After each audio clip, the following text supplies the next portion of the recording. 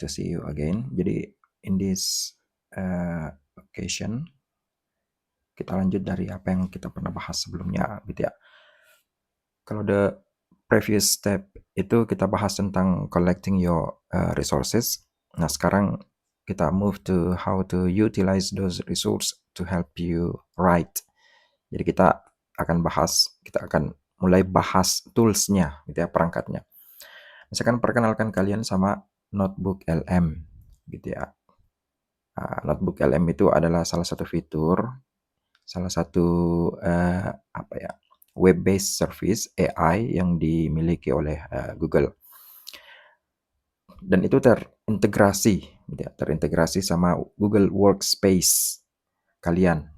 Jadi the first thing first, kalian login ke akun Google kalian pakai akun kampus gitu ya. Sini saya login pakai akun dari kampus gitu ya. Login ke email biasa gitu ya. Ini azorabidin@iankendari.ac.id gitu. Kalau kalian sudah berhasil login, akan muncul daftar email seperti itu. Kemudian klik yang bagian ini, Google Apps, Workspace di situ ya. Ada Gmail, Drive, Classroom, dan lain sebagainya, Gemini, ya. Ada tools buat editing videos, gitu ya. Nah, kita ke sini, ke Notebook LM. Klik, sampai dia terbuka. Loading your notebook, gitu. Jadi gini, notebook ini adalah tools, kita ada perangkat. Jadi kita menulis tidak mengandalkan AI. Yang menulis adalah kita, idenya dari kita. Ini adalah perangkat. Sama seperti Microsoft Word, Adobe PDF, begitu ya. Itu semua software perangkat yang kita sesuaikan untuk memenuhi kebutuhan kita. Ya, mau buka file, kita butuh aplikasi Adobe Reader. Ya, mau buka PDF, ya, kita mau mengetik pakainya word processing app semacam Microsoft Word. Ya sama, ketika kita mau menulis, ketika kita ingin menggunakan second, ini kita ibaratkan second brain, beda otak kedua kita. Ya, kita pakai AI yang bisa membantu. Nah ini, that's where the Notebook LM comes in. Kita jadikan dia sebagai otak kedua kita, memori lebih tepatnya, gitu ya, storage yang membantu memori kita. Ya. Nah, kalau sudah terbuka seperti ini, create notebook. Nah, ingatkan kemarin kita sudah kumpulkan resource. Ya. Nah, sekarang langkah pertama sebelum kalian menulis, ingat ya, sebelum kalian menulis apapun itu, you need to understand the principles. Gitu ya. Hal yang paling pertama yang harus kalian lakukan dulu adalah memahami prinsip-prinsipnya. Ya. Now we are going to write a scholarly article, a scholarly tesis. Kita mau menulis skripsi, mau menulis makalah ilmiah, gitu ya. Artikel ilmiah, pahami dulu prinsipnya. Jadi di resource yang kalian download kemarin tuh, kumpulkan buku-buku atau artikel yang membahas tentang bagaimana menulis yang baik dan yang benar, termasuk diantaranya buku yang membahas tentang academic writing, gitu ya, procedures, ya seperti ini, media writing your journal article. Saya buka seperti ini, buku-buku yang seperti ini kalian kumpulkan, tuh ya. Kemudian ada seperti ini, writing and grammar for student, itu kalian kumpulkan semua. Nah, setelah itu kalian pilih semua, tarik, gitu ya, kemudian upload ke sini. Nah, ini sampai muncul seperti ini. Nah, ini Ya, karena akun akun ini masih, apa ya, bisa dibilang masih terbatas ya, karena dia hanya bisa membaca sampai ini, di bawah, perhatikan ini, 50 sumber. Jadi kita akan banyak pakai, apa namanya, akan banyak memakai, space gitu ya. Tapi ini bergantung masing-masing service dari yang diberikan oleh institusi gitu. Kalau yang saya pakai biasanya itu yang dari UPI gitu ya. UPI ini saya buka ya, supaya bisa kalian lihat. Di UPI, taruhlah ini satu notebook yang bisa saya pakai. Itu kapasitasnya bisa sampai 100 gitu. 100 sumber. Jadi lebih banyak lagi. Tapi di UPI itu masih plus, namanya plus gitu ya. Ada yang lebih advance lagi, Pro, itu bisa sampai 300 300 resource ya, sumber yang bisa dipakai. Nah, seperti ini. Ini sementara mengupload beberapa files yang kita sudah siapkan sebelumnya, gitu ya. Nah, ini sudah jadi, sudah terupload. Nah, jadi begini, saya jelaskan dulu ya. Notebook LM ini bisa kita anggap sebagai second brain kita, otak kedua kita yang akan membantu kita untuk menulis begitu, specific task, menulis. Nah, yang harus kita pahami bahwa ini hanya sekedar tools gitu ya. Kalau di psikolinguistik itu ada prinsip yang seperti kita pernah bahas sebelumnya, ada prinsip namanya acquisition and learning. Acquisition pemerolehan, learning itu belajarnya. Nah, anggap ini adalah anak kecil. Notebook LM ini ibaratnya anak kecil. Nah, proses pemerolehan pengetahuannya pertama itu adalah akuisisi gitu. Akuisisi itu input. Nah, ini tadi resource yang kita sudah kumpulkan itu input. Semakin banyak input, gitu ya. Semakin banyak input, maka akan semakin banyak pengetahuan yang terpapar terhadap second brain kita ini. Semakin sering dia menerima pattern, dia pola, semakin bisa dia akan menggunakan perangkat tersebut untuk belajar. Nah, tapi acquisition tidak bisa berjalan sendiri, gitu. Karena dia harus dipandu. Kekurangannya acquisition itu banyak input, tapi dia tidak tahu mau bikin apa gitu. Dia harus apa? Ya sama dengan kalian, gitu ya. First time doing writing academic papers itu kan bingung. Padahal sudah lengkap semua bukunya. Kalian sudah baca bukunya satu persatu, tapi masih bingung. Ini harusnya gimana? Saya harus mulai dari mana? Apa yang harus saya kumpulkan? Gitu ya. Ini strukturnya seperti apa? Tapi kalian sudah tahu inputnya, gitu. Mulai mengenal polanya, tapi belum tahu langkah-langkah apa yang harus dilakukan. Nah, that comes learning, gitu ya. Disitulah gunanya belajar, learning. Itu yang membedakan learning dengan acquisition. Kalau acquisition sangat bergantung sama input, tetapi input itu tidak membantu dia untuk melaksanakan procedural steps. Nah, datang learning, ya, belajar, dipandu gitu. Nah, notebook LM ini siapa yang pandu? Ya kita, ya sebagai other experts, gitu ya. Kita sudah pakar, gitu ya. Otak yang kita pakai ini, kita akan pandu second brain kita, ya. Our first brain would guide the second brain. Nah, pertama kita akan mengajarkan dia bagaimana untuk menerapkan prinsip-prinsip penulisan karya tulis ilmiah. Nah, jadi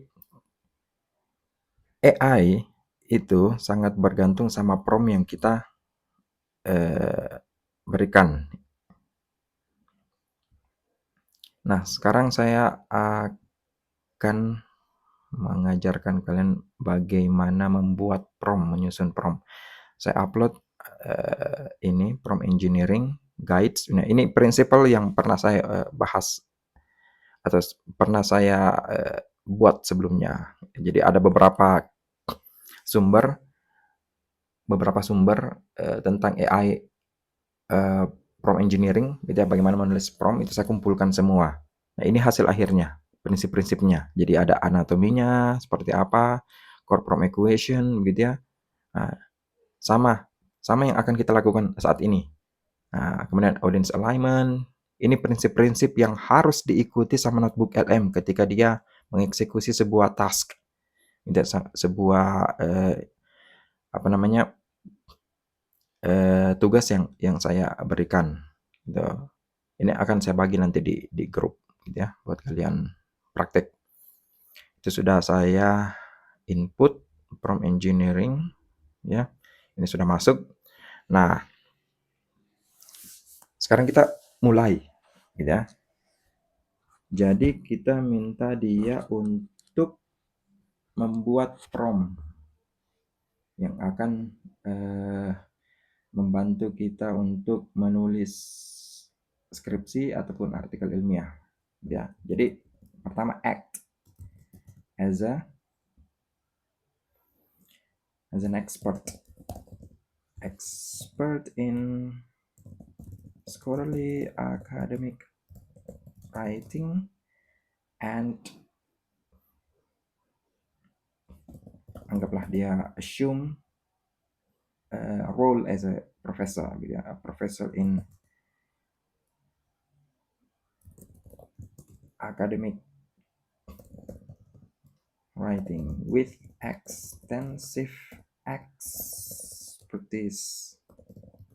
within the field. Nah, sekarang your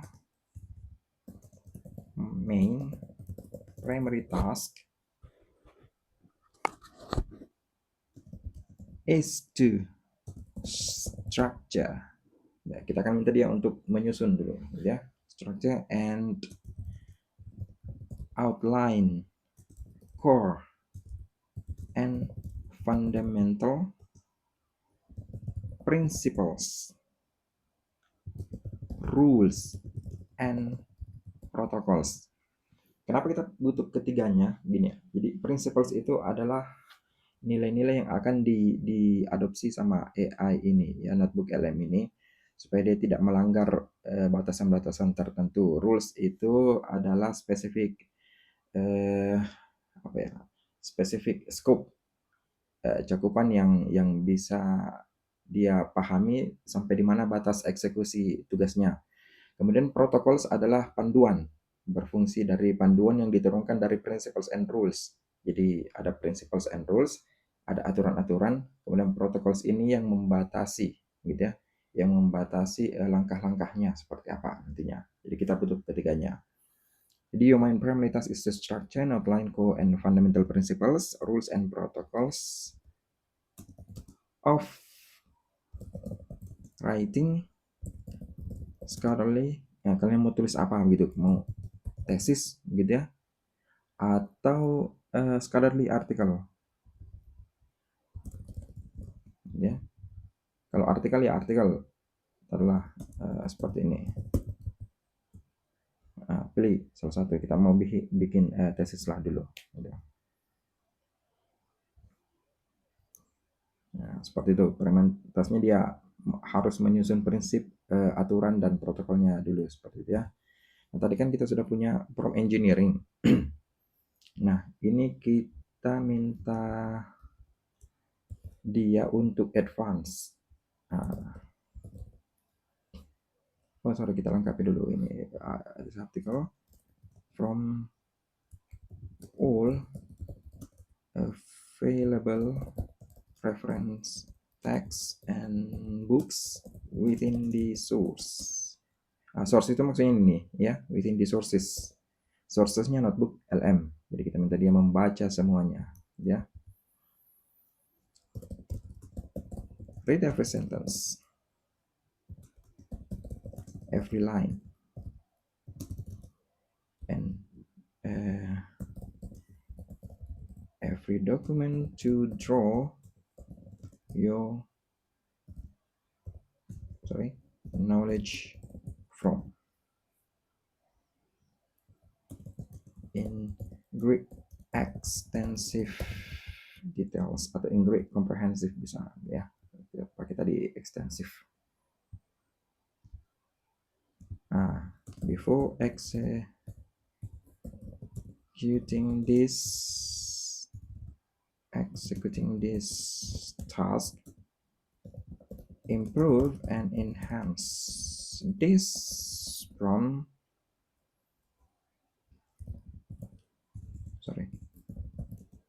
using the principles and protocols of prompt writing set within the prompt engineering. Jadi kalau kalian mau address file tertentu di bagian ini, itu kalian berikan tanda kutip ya, titik dalam tanda kutip supaya dia bisa mengenali langsung file yang kita mau dia refer directly ya, seperti itu. Nah, kemudian execute the task, tunggu sampai prosesnya selesai. Ini kita mau membangun prompt seperti itu ya.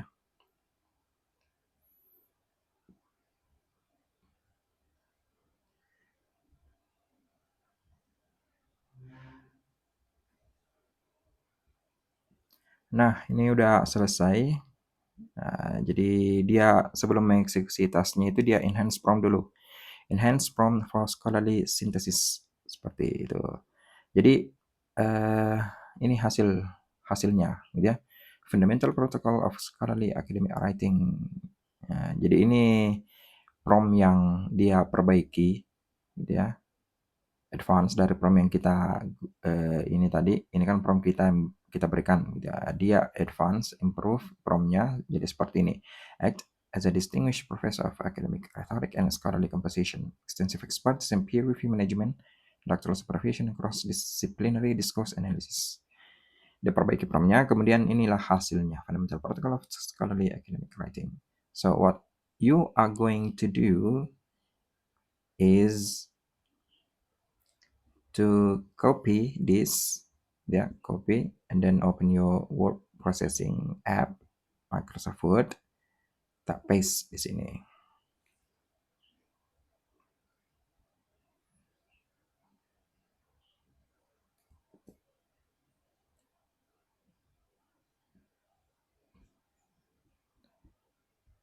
Nah, kita edit, hapus tadi prompt yang di enhance.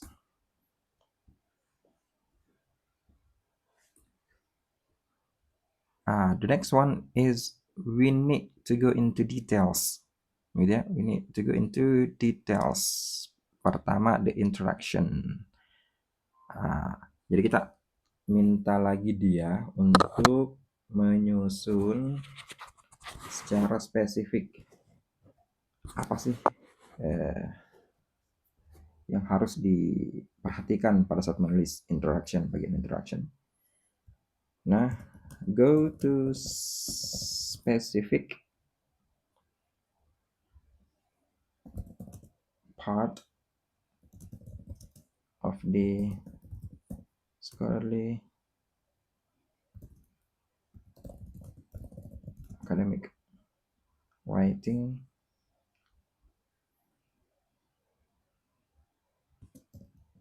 to present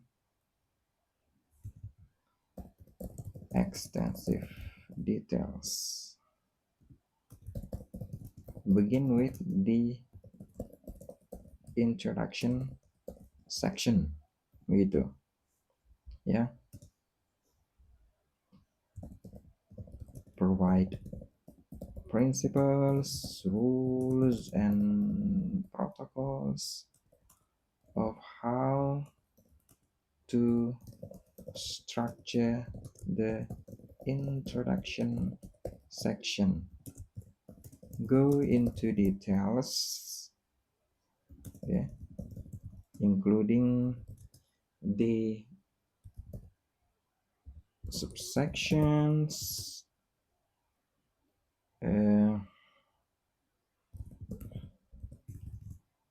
sentence writing, diction, pemilihan kata gitu ya, word choice, kemudian word and paragraph size, semuanya harus dipertimbangkan gitu ya. This is your only chance to train your second brain. Jadi ini kesempatan kalian untuk melatih otak kedua kalian supaya dia bisa menulis sesuatu itu sesuai dengan gaya kalian gitu ya. Nah, di sini yang sifatnya personal. Jadi masing-masing orang itu mungkin saja menggunakan satu tools yang sama. Saya dan kalian sama-sama pakai notebook LM. Tapi gaya penulisan, gaya pikir, begitu ya, dan lain sebagainya itu tergantung kalian bagaimana kalian mengajar gitu ya. How do you make your tools learn the way you write, the way you think, seperti itu. Jadi ingat tadi perbedaan antara acquisition dan learning paragraph. Size, kemudian sampai ke and logical cohesion and coherence of the overall subpart within this particular section. Kita kasih contoh ya. Such as smooth, logical, atau smooth, coherent transition between sentences and subsequent paragraph,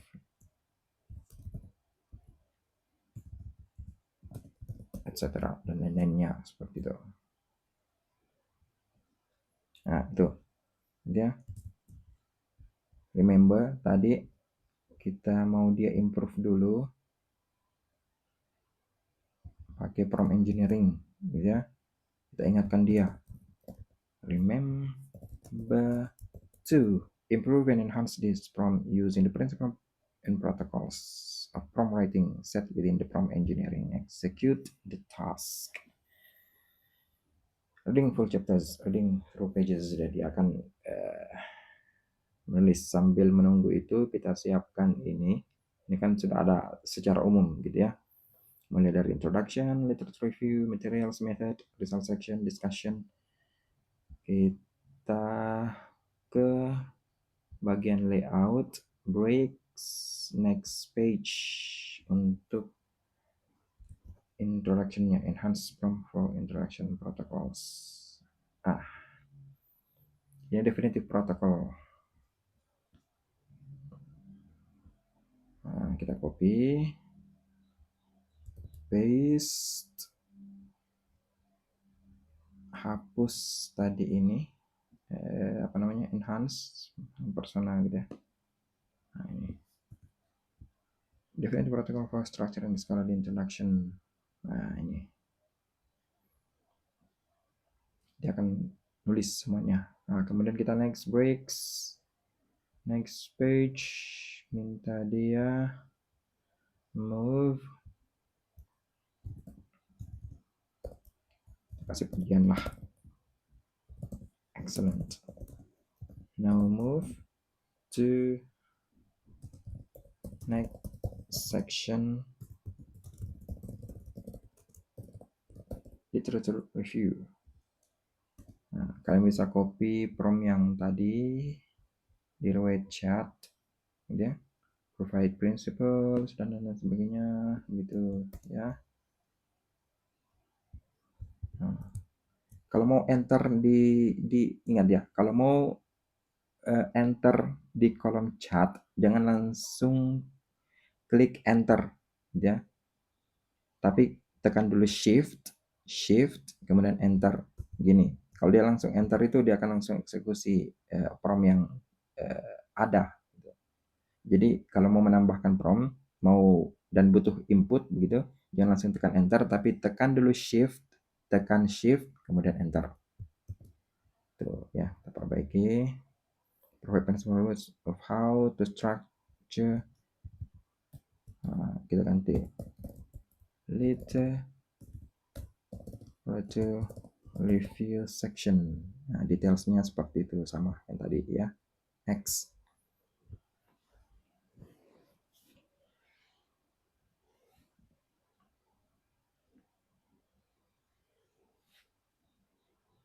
Tunggu dia sampai selesai. Ya, sambil kita siapkan ini breaks next page supaya kita bisa perbaiki nanti ya, kita tambahkan secara manual. Ini literature review section.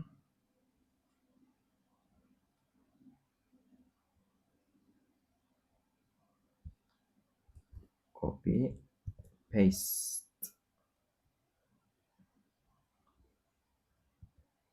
Hapus enhance prompt-nya.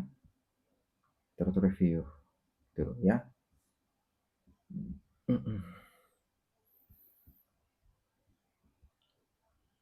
Breaks lagi. Kita move di method section. Sama tadi kita copy prompt-nya.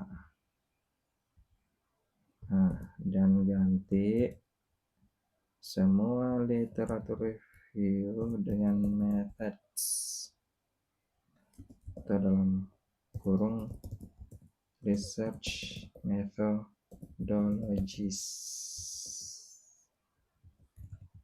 Tuh, ini aja. Copy, ganti literature review section. Oke, next, execute the task. Jadi sambil menunggu itu, ini kalian masih bisa modify according to your own style begitu ya. Mungkin kalian pernah ikut kelasnya Mem Ida atau kelasnya Mem Dewi begitu ya. Ada saran-saran tertentu tentang how to write your thesis, how to write your scholarly articles. Itu kalian bisa masukkan, tambahkan di sini. Gitu. Ini kan standar umum begitu ya, yang berlaku secara global. Seperti ini, hourglass funnel shape, scientific paper follows a narrow broad progression starting with wide research territory, narrowing to specific methods and results, and broadening again to global implications. Nah, kalian bisa modify ini. Nanti alurnya maksudnya dari global ke lokal gitu. Jadi atau specific region, umpamanya Southeast Asia, paragrafnya di structure seperti itu. Di bagian introduction itu saya mau kalian menulis atau kamu menulis itu mulai dari specific regions. Jadi kumpulkan semua paper yang membahas tentang specific region Southeast Asia, kemudian alur berpikirnya gitu ya, mengerucut ke specific konteks in Indonesia seperti itu. Nah, itu kalian bisa tambahkan di bagian introduction atau di literature review umpamanya apa begitu. Di kalian kan ikut kelasnya Mem Ida umpamanya apa prinsip-prinsip yang diajarkan sama Mem Ida, kalian bisa gabung di seperti apa di part ini. Nah, seperti paragraf yang literature review yang baik itu seperti apa, nah, kalian bisa masukkan ke situ. Nah, ini udah ya. Kita copy lagi sama seperti proses yang sebelumnya. Nah, hapus dulu enhance prompt. Jadi ya, nanti fokus ke bagian-bagiannya. Breaks next page. Jadi menulis di AI itu tidak simple orang yang pikirkan ya, because we need to train our second brain. Kita harus latih dia dulu untuk mengenali gaya menulis dan gaya berpikir kita, ya. Nah, jadi kita akan sibuk di awal-awal itu untuk menyiapkan menyiapkan prinsip, protocols, menyiapkan prompt. Nanti setelah ini kita akan bahas bagaimana prompt untuk masing-masing part. Promptnya introduction itu seperti apa, literatur seperti apa, dan lain sebagainya. Ya, jadi sekarang kita fokus untuk buat dulu principles, rules, and protocols of scholarly writing di masing-masing section. Tadi udah metodologi. Nah, metodologi ini secara umum ya. Apapun desainnya nanti. Jadi dia akan menyesuaikan dengan alur pikir ini, dengan cara berpikir seperti ini. Nanti di prompt berikutnya ketika kita specifically structure our method section, kita bisa kumpulkan lagi buku-buku tentang metodologi yang kita pilih. Pokoknya kita pilih participation action, participative action research gitu, PAR gitu ya. Jadi kita kumpulkan semua buku PAR, download semuanya, disatukan dalam satu folder, kemudian upload ke second brain kita gitu. Tapi bukan di sini ya, bukan di notebook. Kita create another notebook untuk itu khusus. Ini results and findings.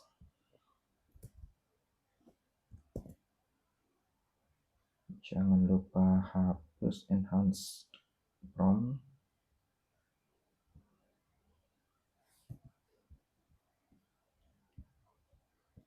Nah, kita sudah di bagian akhir ini, sudah tahap akhir. Sisa bagian discussion and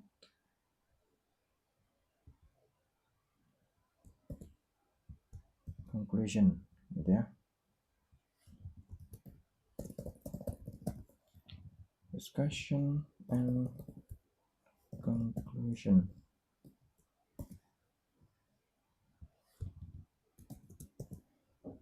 Yap, itu dia. Oke.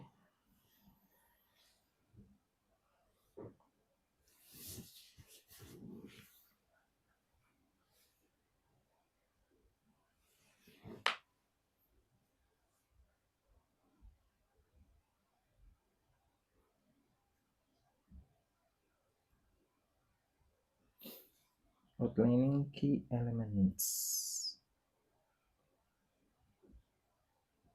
Nah, ini dia seperti itu.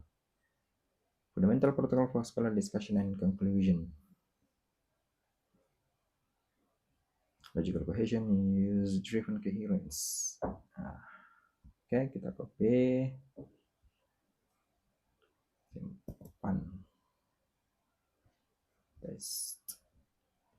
Seperti biasa, hapus, enhance prompt. Nah, ini kita sudah punya satu set principles, rules, and protocols of scholarly academic writing. Bisa kalian nanti pakai untuk menulis skripsi, menulis artikel ilmiah gitu. Nah, sekarang kita save ya. Save as. Pilih folder, kita gampang dapat ini, saya simpan sini aja ya. Musik gitu. Bikin folder scholarly writing. Nah, seperti itu. Nama filenya ini kita akan upload nanti juga ini untuk menulis gitu ya. Jadi akan kita upload ke notebook LM pada section notebook yang lain gitu. Jadi pilih name yang agak gampang nanti dia temukan gitu ya. Spot kita kasih nama principle and protocol saja seperti itu, principles and protocols seperti itu. Nah, for this particular section ini dulu gitu ya. Langkah berikutnya yang harus kalian lakukan itu adalah menyesuaikan. Jadi baca satu-satu gitu ya. Sesuaikan dengan karakter kalian. Itu saya maunya seperti ini loh. Prinsip apa gitu, atau kalian seperti yang saya bilang tadi, you've been learning on how to structure scholarly articles dari kelasnya Mem Ida, kelasnya Mem Dewi gitu ya. atau kelasnya Mem Tini siapa gitu, Sir Halim. Itu kalian bisa integrate ke sini di spesifik section punya stylistic and rhetorical rules, apa yang diajarkan Mem Ida itu kalian integrate ke principles ini. Ya.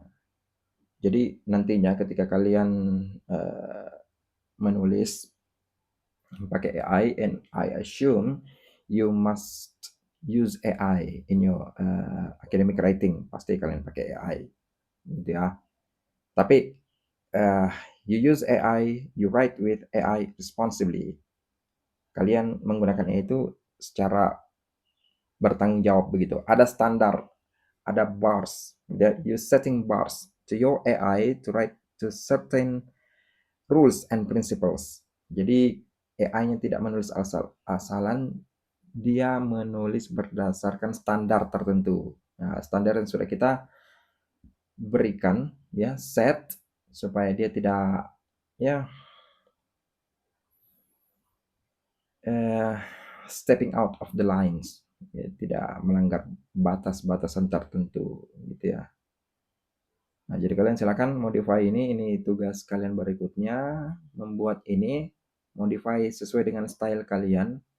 Ya, harus kalian modify ya, supaya hasilnya akan beda dari teman kalian. Nah, masing-masing punya gaya gitu ya. Termasuk alur pikir dan lain sebagainya. Termasuk precision, syntax kayak ini ya. Passive voice exception, karena scientific writing itu kita pakai active voice. So, juga biasanya ada beberapa rules yang saya batasi begitu, termasuk menggunakan simple simple sentence, tanpa penggunaan adverb, tanpa penggunaan adjektif yang berlebihan gitu. Nah, AI kan biasanya mendramatisir dengan penggunaan adverb yang berlebihan gitu ya. Kalian bisa input ke situ. Oke, that's all, and thank you very much. Kita sudah simpan ini. Nanti next section kita akan bahas output paragraph. Nah, bagaimana sih output paragraph itu ditulis dalam scientific writing? Nah, itu kita akan bahas sebelumnya. Tapi at least kalian sudah tahu ada tools yang gratis gitu ya, instead of buying or subscribe to ChatGPT atau Cloud AI, yang mana sebenarnya bagus sih, tapi maksudnya kita pilih yang gratis dulu gitu, dan yang gampang kita gunakan. Ini gratis tapi fiturnya sangat sangat wah gitu. Kalau AI saja itu tokennya tidak sebesar yang punya notebook LM ini gitu ya. Kalian juga calon guru nanti bisa menggunakan ini untuk menyusun bahan ajar dan lain sebagainya. Tapi that comes later. Kita fokus dulu untuk writing your thesis, writing your scholarly articles seperti itu. Jadi saya review dulu ya. Kalian login ke Gmail, akun Gmail, pakai akun Gmail kampus biar bisa membedakan gitu ya. Kita setting our workspace, pekerjaan akademik pakai email kampus, pekerjaan profesional freelance kalian di akun apa gitu ya. Dan setelah itu, setelah login kalian pilih ini, ke bawah workspace ada notebook LM. Setelah terbuka kalian new notebook, nah seperti itu ya. Kemudian bikin notebook, upload semua sumber ya, termasuk yang kalian dapat dari dosen dan lain sebagainya.